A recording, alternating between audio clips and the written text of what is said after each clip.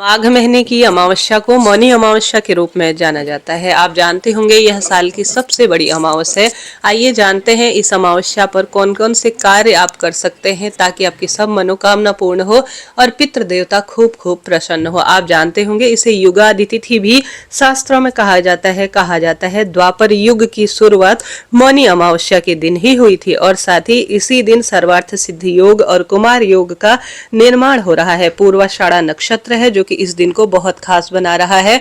आप सब जानते होंगे अमावस्या तिथि हमारे पितरों को समर्पित है और पितरों के निमित्त जो भी दान पुण्य तर्पण या कोई श्रेष्ठ कार्य इत्यादि किए जाते हैं उसका समय दोपहर कुतुबकाल कहा गया है। करीब 11 बजे से लेकर 1:30-2 बजे के आसपास का समय कुतुब काल कहलाता है। जैसे आप जानते होंगे सुबह शाम देवी देवताओं की पूजा का समय है, वैसे ही दोपहर का समय पितरों के निमित्त कार्य के लिए कहा गया है।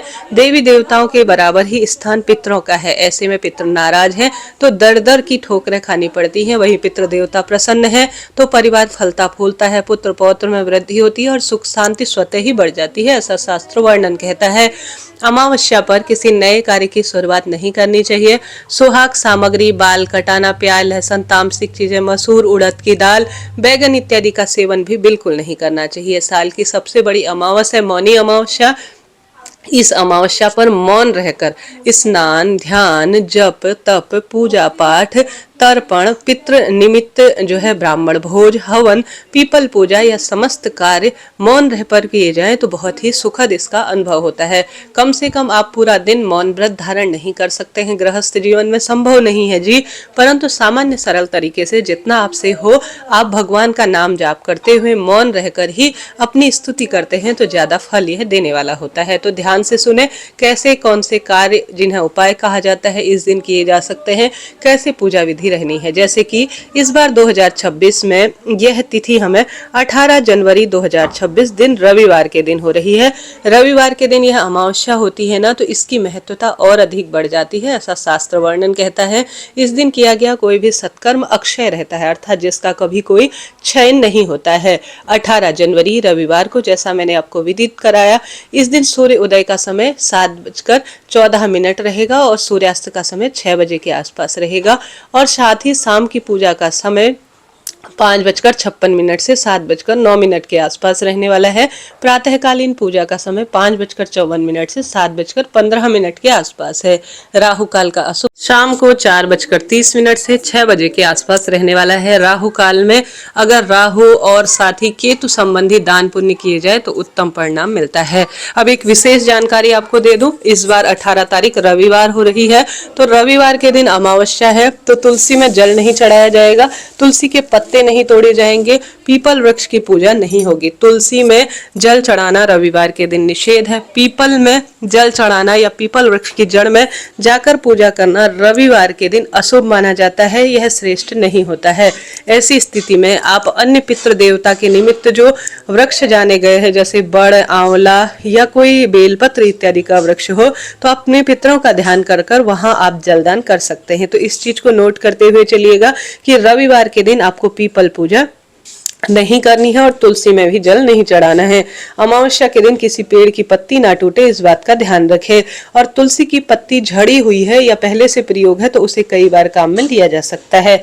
अब आप सभी को सबसे पहले कैसे दिनचर्या रखनी है, आप घर पर ही जैसे कि मौन रहकर इस दिन जल्दी उठकर पवित्र नदी कुंड में स्नान करना बहुत शुभ माना जाता है। खूब भीड़ रहती है जी, क्योंकि सब जानते हैं इस दिन की कितनी सुंदर महत्वता है, तो पवित्र नदियों में स्नान करने सब जाते हैं, परंतु ऐसा संभव नहीं है तो घर पर ही गंगा जल, काला तिल और तुलसी की लकड़ी को डालकर हर हर गंगे नमामि गंगे कहते हुए आप स्नान करें और भगवान के नाम जाप को प्राथमिकता दें। फिर अपने मस्तक पर चंदन लगाएं। रविवार का रंग लाल है तो लाल वस्त्र पहने। उसके बाद 2 जल के लोटे ले लीजिए, एक तो सूर्य भगवान के निमित्त, एक पितरों के निमित्त। पितरों के निमित्त जो जलदान होगा उसमें गंगा जल मिलाएं और साथ ही तुलसी पत्ता डालें और साथ ही काला तिल और जौ, आप सभी इनमें से कुशा इत्यादि भी मिल जाए तो बहुत ही उत्तम है। सबसे पहले आप इन चीजों को ले जाकर, पितरों की दिशा दक्षिण मानी जाती है, ओम सर्व पितृ देवाय नमो नमः कहते हुए दक्षिण दिशा की ओर आप अपने हाथों को ऊंचा उठाकर थोड़ा सा, महिला पुरुष बच्चे बड़े जो करने योग्य हैं, पितृ देवता आपके निमित्त में जलदान कर रही हूँ इसे स्वीकार करें, ऐसी प्रार्थना करते हुए पितरों के निमित्त सबसे पहले जल समर्पित करें, फिर आप जो है सूर्य भगवान को जल चढ़ाएं। जल के लोटे में सूर्य भगवान का दिन है रविवार का, लाल चंदन और लाल फूल डालते हैं तो बहुत शुभ होता है। तो आप सभी को सुंदर रूप में श्रेष्ठ की अनुभूति करते हुए आप सभी पूर्व दिशा की ओर जल जरूर चढ़ाएं। इसके साथ साथ यह 2 कार्य आपको करने हैं। इसके साथ ही भगवान का नाम जाप करते हुए इस दिन आप सभी को दीप दान करना है। जलदान आपने कर दिया, दीप दान आपको दक्षिण दिशा की ओर मुख करते हुए घर के मंदिर में या आप अपने घर की रसोई में या कहीं भी आप जहां पर पितरों का स्थान अपने घर पर देखते हैं, द्वार इत्यादि पर दरवाजे पर काला तिल डालकर लंबी बत्ती का घी या तिल के तेल का दीपदान जरूर करें। इससे लाभ होता है, शारीरिक मानसिक आर्थिक कष्ट बंधनों से मुक्ति मिलती है। तो जलदान और दीपदान हो गया। अब अन्नदान की बारी में है। अपने घर की रसोई में खीर और पूरी पितरों को बहुत प्रिय है। कई परिवारों में इस दिन तवा नहीं लगाया जाता, रोटी नहीं बनती है। ऐसे में आप सभी को सुंदर रूप में भाग्य की रेखाओं को प्रबल करने के लिए खीर पूरी का भोग अपने पितरों के निमित्त लगाना चाहिए। और साथ ही आप सभी को कोशिश करनी है कि ब्राह्मण भोज, आप एक ब्राह्मण देवता को घर पर भोजन करा सके।